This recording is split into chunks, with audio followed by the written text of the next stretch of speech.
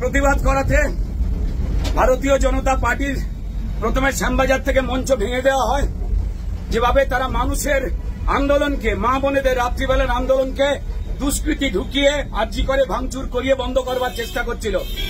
মমতা বন্দ্যোপাধ্যায় বাংলাদেশের ভয় নিজে পেয়ে গেছেন, তাই নিজে বলছেন এই বোনটার দাম নাকি 10 লক্ষ টাকা বলছেন।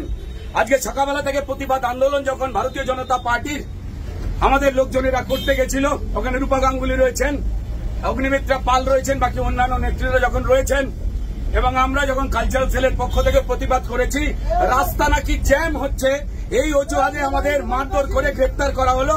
এখন লালবাজারে নিয়ে যাওয়া হচ্ছে। ঠিক আছে, এবার সবাইকে বলবো যে রাস্তায় নেমে আসতে, এরা কাউকে ছাড়বে না। দল মত ঝান্ডা ছাড়া, ঝান্ডা নিয়ে যে কোনো কেউ রাস্তায় নেমে আসুন, এরা খুন করে দেবে সবাইকে। জোর করে একটা মেয়েকে মেরে তথ্য প্রমাণ লোপাট করার সময় এত পুলিশ ছিল না যত পুলিশ মানুষের মুখ বন্ধ করার চেষ্টা করছে। হ্যাঁ, এখন লালবাজারে বুঝছে কত লালবাজারে জায়গা আছে।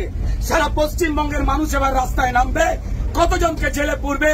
অপদার্থ মমতা বন্দ্যোপাধ্যায়, অপদার্থ মুখ্যমন্ত্রী, অপদার্থ স্বাস্থ্যমন্ত্রী, অপদার্থ পুলিশ মন্ত্রী এবং তার সঙ্গে বিনীত গোয়েল, যিনি ক্রাইম লোপাট করবার বিরাট চেষ্টা করেছেন, তারা সবাই মিলে এই ষড়যন্ত্র করে করবার চেষ্টা করেছেন। প্রমাণ মুছে দিয়েছেন যাতে সিবিআই এর খুঁজে পেতে কষ্ট হয়। কেউ ছাড় পাবেন না, সবাই গর্জে উঠুন। এরা সবার মুখ বন্ধ করাতে চায় পশ্চিমবঙ্গে। শুধু আমাদের নয়, আপনাদের প্রত্যেককে আওয়াজ তুলুন। মায়েরা, বোনেরা, 14 তারিখ রাত্রিবেলা স্বাধীনতা দিবসের 12টা বাজবার পর ভোর রাত্রিরে প্রচুর মা বোনকে অ্যারেস্ট করা হয়েছে, মারা হয়েছে। পুলিশ বলছে প্রতিবাদ করা ঘুচিয়ে দেব। মমতা বন্দ্যোপাধ্যায়, রাস্তা আপনার পৈতৃক সম্পত্তি নয়। এরা ভয় দেখানোর চেষ্টা করছে, ভয় পাবেন না। একদম রাস্তায় নামুন, প্রতিবাদ।